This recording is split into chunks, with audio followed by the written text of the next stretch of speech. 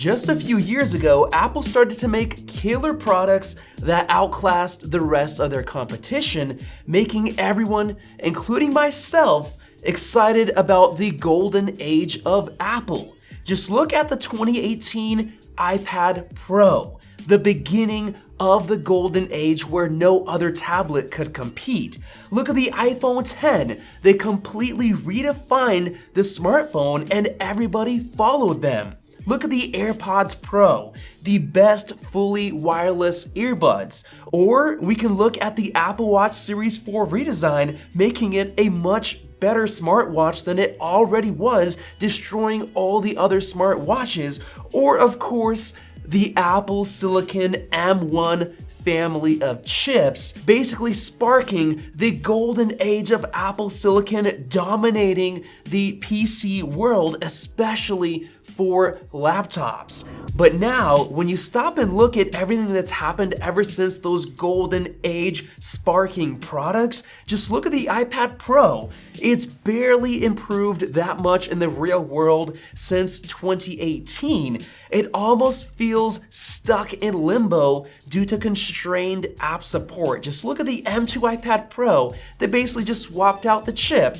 Now I know the iPhone 14 Pro is awesome. It's refined, the cameras are incredible, the display, speakers, they're all incredible, but it seems like we're getting the same phone over and over again, just slightly refined each time. It feels stuck. Yes, the AirPods Pro 2 are the best fully wireless earbuds out there, but in 3 years, the design didn't even change at all. It's just been refined and tuned up a bit more than it already has. The Apple Watch has honestly not changed that much since the Series 4, just larger displays and slightly better sensors.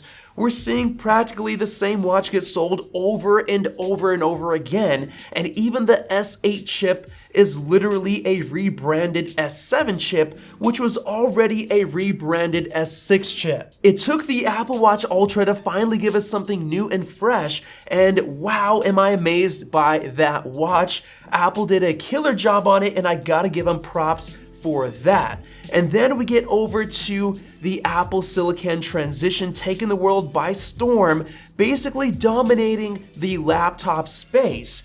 But now, things are taking a turn for the worst. The M2 chip ended up being an overclocked and refined M1, and things aren't looking so good for the M2 Pro and M2 Max, as I'm gonna get into in just a second. But my point with all of this is that just when it seemed like Apple was entering this golden age where it dominates multiple markets and product segments, everything took a weird pause or slowdown, and now they seem to be beginning to lag behind the competition again.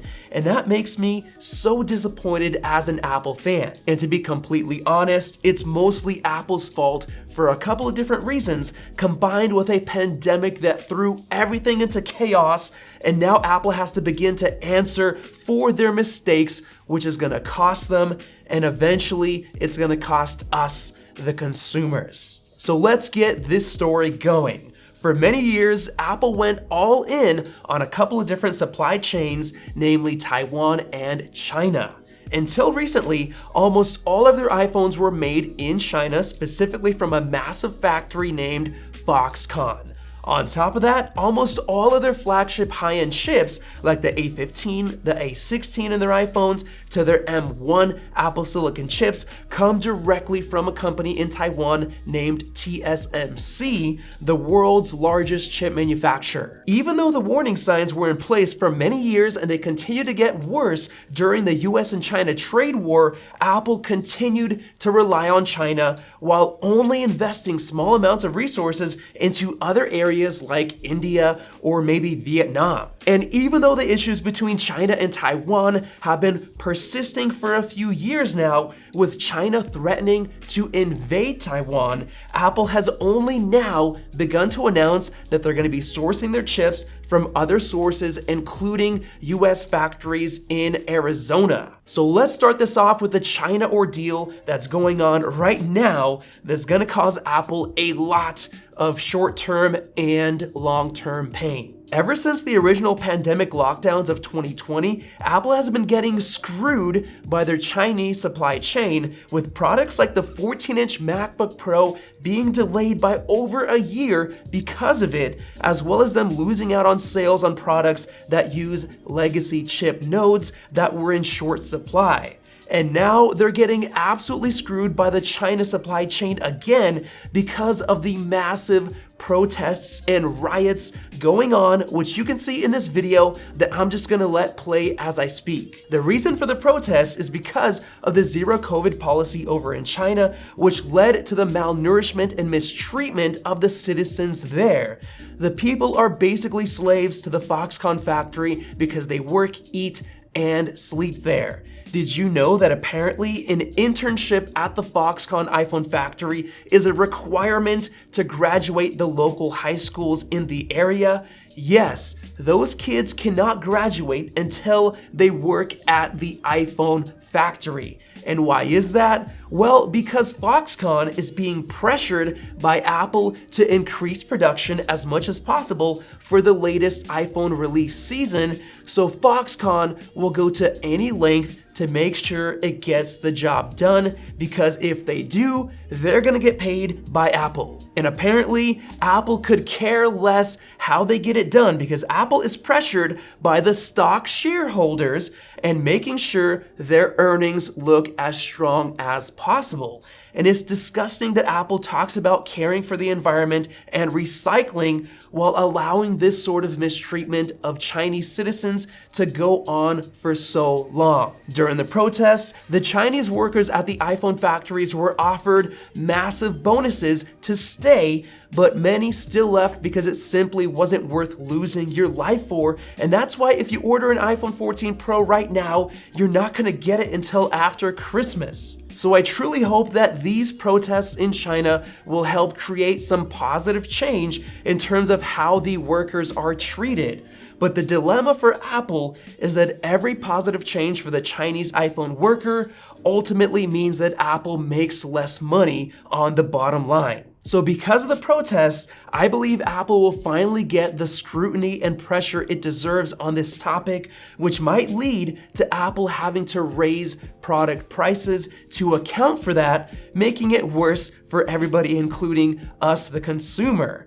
For example, Apple already increased the price of the budget iPad 10 much more than anyone was expecting, even myself. I personally predicted it would start at $399, and many people disagreed, saying that it was too much. But Apple came out with a $449 price tag, which is honestly too expensive for what you get. Now, I'm happy about the iPhone 14 Pro still being $1,000, but if Apple gets pressure over their China issues, I'm afraid that's not gonna last long. Now, moving over to the Taiwan issue, Apple now has more pressure than ever to diversify away from Taiwan in terms of how they source their chips. So just the other morning, we got an announcement that TSMC is opening up an even more advanced 4nm chip factory in Arizona, which will open up in 2024. Now, the issue with that is that we're expecting 3nm chips 100% guaranteed by the end of 2023.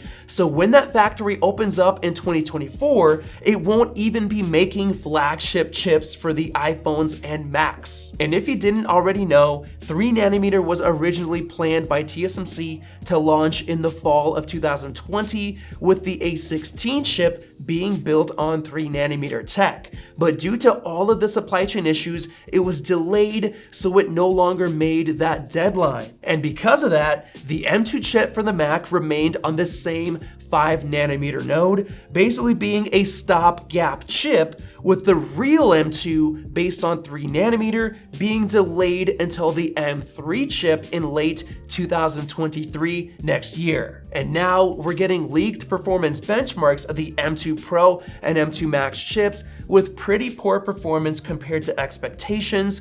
Just look at how Intel's chips destroy the M2 Max in both single core and multi-core. This points to the M2 Pro and Max chips being based on the same 5nm again, which would be the worst case scenario because they were already delayed until the spring of 2023. So we all assumed they'd be built on 3 nanometer because of that delay. But what if Apple both delayed and kept the chips on the same process node? Or maybe even giving it the 4 nanometer process, which is essentially just refined 5 nanometer in terms of technology. And it also doesn't help that TSMC greatly increased the prices and even forced Apple to pay those higher prices for their silicon nodes because of all of the supply chain and inflationary issues. So it seems like all of these supply chain issues are causing Apple to give us underwhelming products, especially on the Apple silicon side,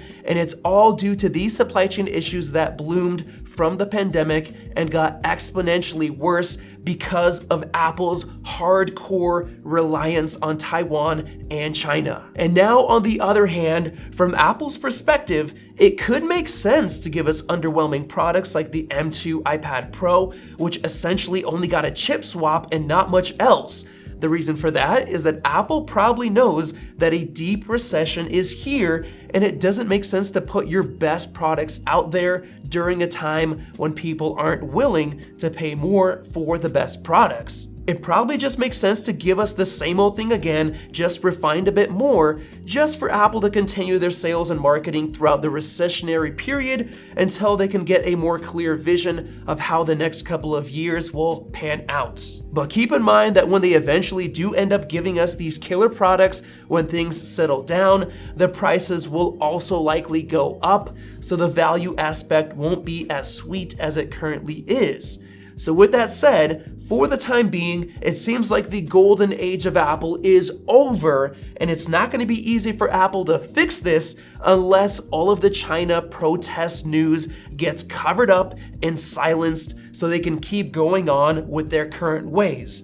And especially if China backs down on their threats to invade Taiwan, that'll make it a lot easier for Apple. But if these issues keep escalating more and more and more, then things are going to be looking pretty bad for Apple because they're going to have to change, and it's going to make it worse for their bottom line. So with that said, if you completely disagree with anything that I said, go ahead and comment down below. But if you enjoyed this perspective, then click the circle above to subscribe for more videos like this one, and check out one of those two right over there. Thanks for watching, and we'll see you in the next video.